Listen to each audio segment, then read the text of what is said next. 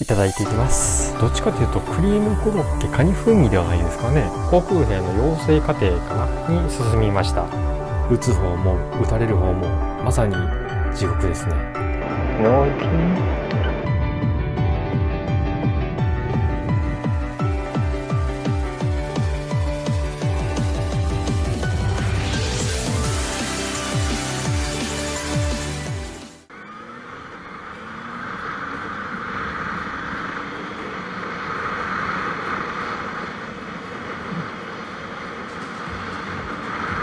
はい、皆さんサワディーカップ。トーク系在阪元ブロガーの元海軍兵曹長の孫です。本日は2563年令和2年西暦2020年10月1日木曜日の午後2時、14時ちょっと前ですね。一つお断りを入れておきたいんですけれども、この元ブログはですね、在台トーク系元ブロガーでいらっしゃいます海外の軍隊で働いていた人様、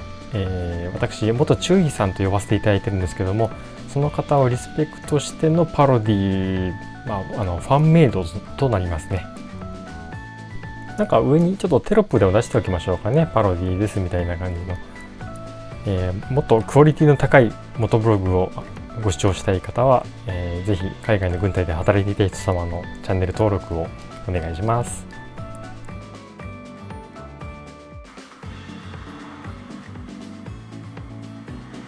そろそろ来ます。現在行くところはですね、行ってなかったですね。現在行くところは、豚骨ラーメンの天神市さんです。お分かりいただけたでしょうか。何度か撮り直しとかもしたんですけども、どうにも改善できずに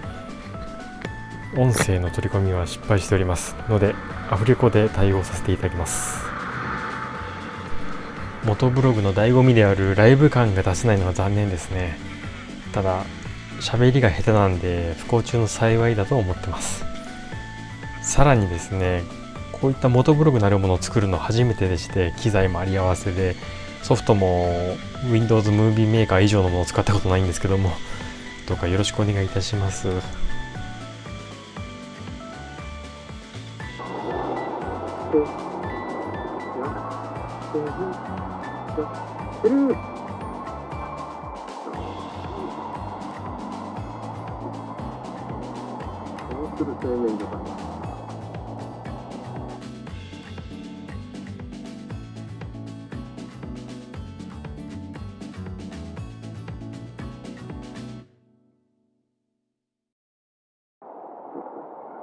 ここ入り口じゃないです。知りましたよ。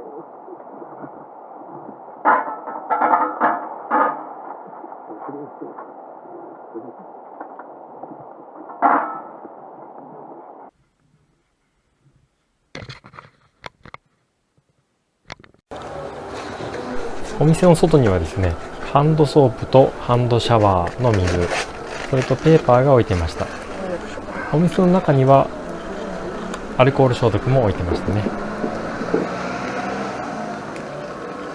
わー、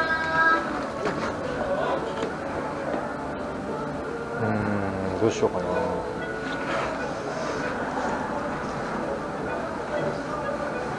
どうしよう豚骨、どうしよう豚骨でしょ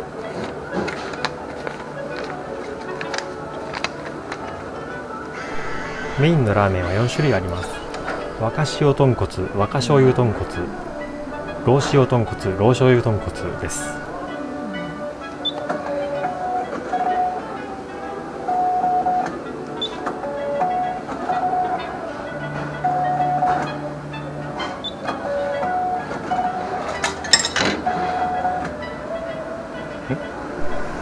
以前はラーメンが650円で替え玉は100円でしたので、1000円入れたらラーメンを押して替え玉を3回押す、これがルーチンだったんですね。ところがですね、今回よく見たらラーメンが750円に100円値上がりしておりまして、そのため、替え玉を2回押すところで950円となり、で50円玉の追加でできてしまったので、ちょっと戸惑ってますね。老塩豚骨きました。いただいていきます。替え玉1回目です。いただいていきます。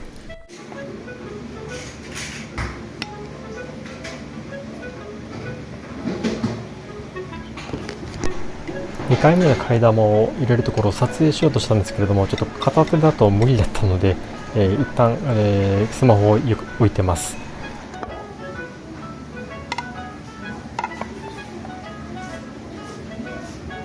ではいただいていきます。ありがとうございます。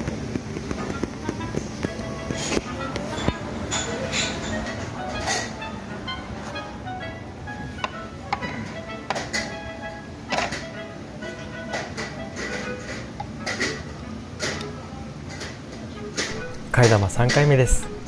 いただいていきます。今更ながら具の紹介なんですけれども、細麺と、チャーシューは豚バラ肉ですかね。で、きくらげでネギは私は大丈夫です。好きです。味変で、紅生姜を入れましたね。替え玉はですね、カウンターで100円払っても買えるんですよ。替え玉4回目となりますと、汁の多い混ぜそば状態ですね。もちろん店員さんからですね、スープの追加大丈夫ですかと聞かれました。ありがとうございます。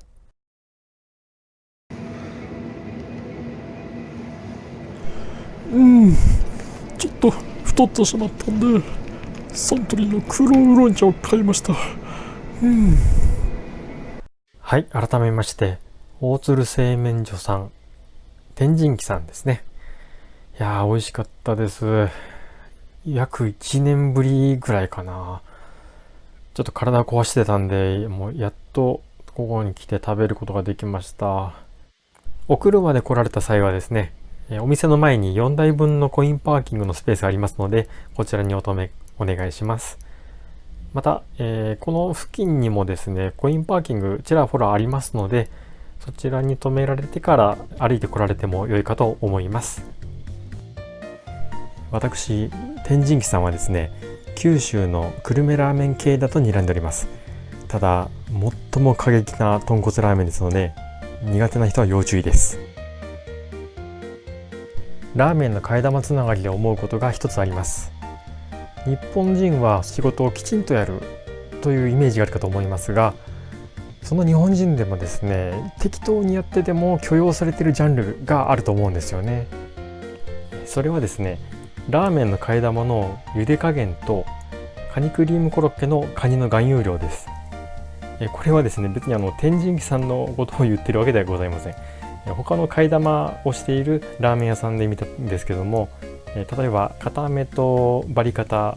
この2つの替え玉が注文入った時にですね、麺の投入時期とですね、湯切りの始まる時期が一緒だったりするんですよね。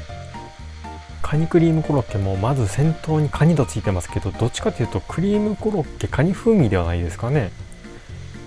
マグロのお寿司とかありますね。あれはシャリがなくなっても切り方違いますが、ネタの部分がマグロのお刺身として残りますよね。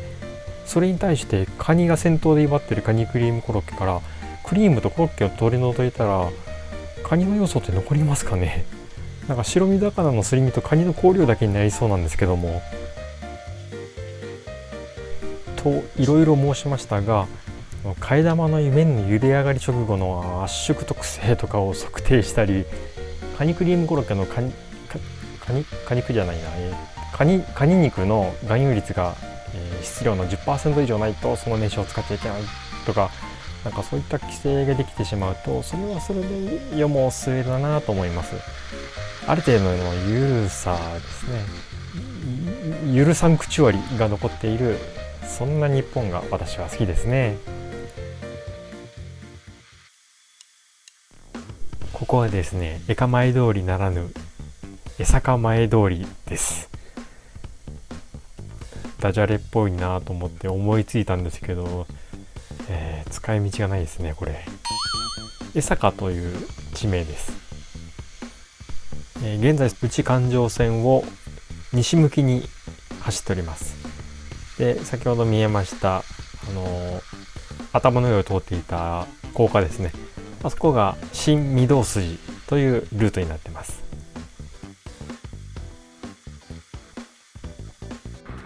冒頭で海軍兵曹長の孫ですと言いましたが、その海軍兵曹長、つまり私の祖父の話をしましょうかね。一つ注意点ございます。この話はですね、私の母とあと祖父から私が小さい頃聞いた話を総合したものですので、交渉学とか、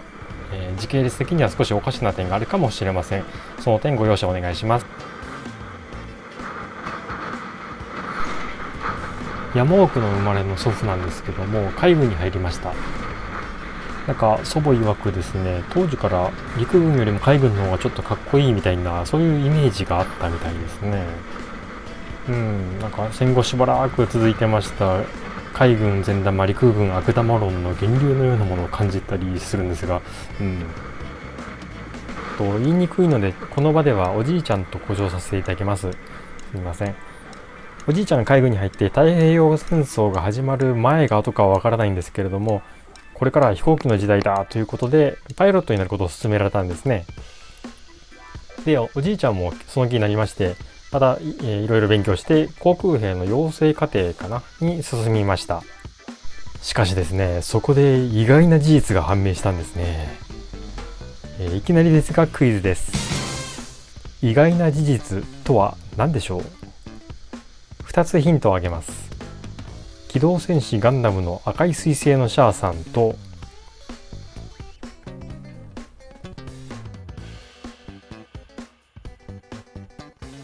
シルベスター・スタローン演ずるランボーさんです。意外な事実です。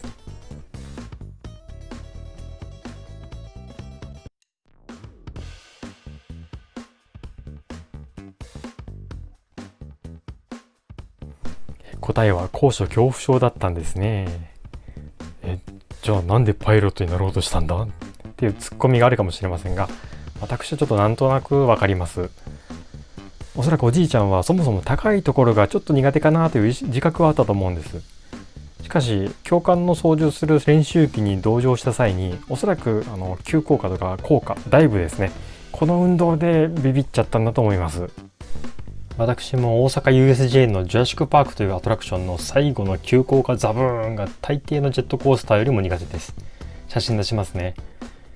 このジャングルクルーズボート風の乗り物ですね、水中でトロリーみたいな軌道に沿っています。で、同じく軌道の上を走っているジェットコースターと何が違うのかと説明はしにくいんですが、若干ながら水を使った浮力や潤滑効果による浮遊感のせいかと考えております。これが飛行機のダイブ運動と似てるんじゃないかなと。ジェットコースターはローラーやギアが水という流体をまとっていないダイレクト感があるので大丈夫だという確信があるんじゃないですかね。知らんけど。で、おじいちゃんはそれまでの艦隊勤務に逃げ帰ってきました。普通操縦士として不適格と判断されますと整備員や通信士といった方向に行くらしいんですが、艦隊勤務に戻りました。なんか本人の強い意向が反映された感があるんですけどね。さて、某戦艦に配属されたんですが、海抜0メートル地帯という言葉の通り、船は低いところにいますね。高所恐怖症の人にとっては非常に優しい職場だと思いますね、普通は。ところがそううまい話はなかったんですね。はい。おじいちゃんの戦艦での戦闘配置がですね、環境の上の方の対空機銃座だったんですね。そんなに高いのと思われるかもしれませんが、ここは海面から30メーター以上、マンションの12階のベランダぐらいあります。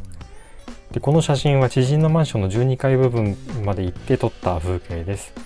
孫の私はですね、太ももとお尻の付け根がキュンってなって、もうスマホを持つ手が震えました。何かで見た説なんですが、人間が効率よく恐怖を感じる高さっていうのはビルの5階以上くらいらしいです。この効率よくっていうのは低い割に怖いということです。清水の舞台から飛び降りるという言い回しの証明ですね。下を覗き込まなきゃいいでしょう。空でも眺めていたらどうでしょうかとなるんですが、逃げ場がないんですね。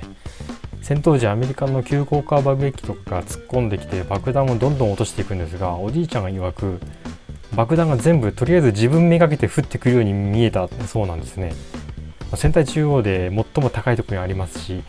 敵も船体の隅っこを狙うとかそういう余裕ないですからね、できるだけど真ん中になってきます。なので上を見ても特等席なんです。しかしですね、爆弾は自分めがけて降ってきつつもことごとく右にザパーン左にザバーンと全然当たらなかったそうです。でおじいちゃんの 25mm 連装機銃かな、これもなんか米軍機に当たってなかったらしいんですが、でこれだけ聞くと優しい世界ですね。もうバンバカバンバカ打ち合ってても誰一人死ななければ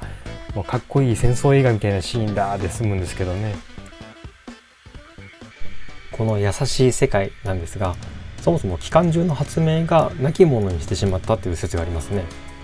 機関銃はだいたい射撃手、装弾手、観測手、指揮者と複数人で運用していましたが、これが相互干渉を生んでしまいました。前線の兵隊さんたちは人間を狙って撃つこと自体基本的には深層心理で避けている傾向があるんですね。とりあえず敵のいる方向に撃って敵と戦っていますアピールをしていたんですが、相互監視のせいで家族や友人や愛する人のいる人間の人生を効率よく終わらせていかざるを得なくなりました。撃つ方も撃たれる方もまさに地獄ですね。戦争はいけません。戦争を誘発するようなパワーバランスの不均衡は私断固反対のシュプレヒコールを上げさせていただきます。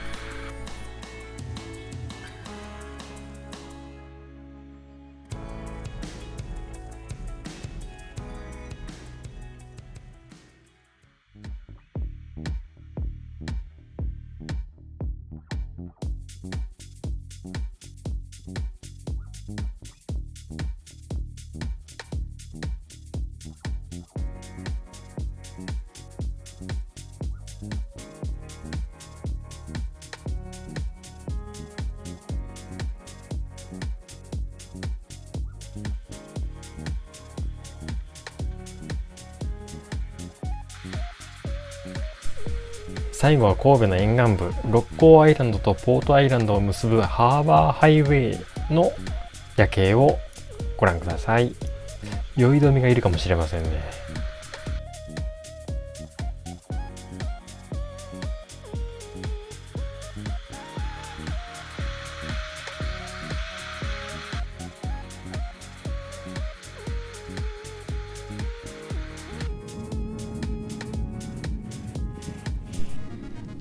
古いコンデジの方が夜間撮影はマシだったんですけれども、最新の、GoPro とかソニーに比べるともう全然ダメですね。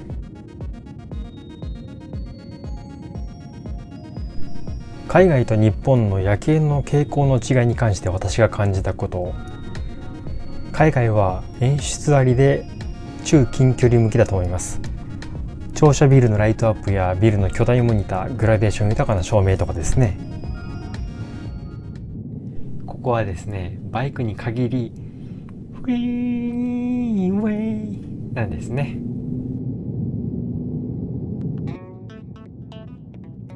そして日本は演出なしで中長距離向きだと思います。この成り立ちを考えるに、山がちで人口密度が高くなりやすい、自然な機能美を好む傾向、工場夜景写真集とかありますからね。ではここら辺でお別れとなります。面白かったよ、楽しめたよという方はお手数なんですが、チャンネル登録は別に良いとして高評価の方ポチッとお願いいたします。ではまたいつになるか分かりませんが、別の動画でお会いいたしましょう。バイバイ。ノーティーノーティー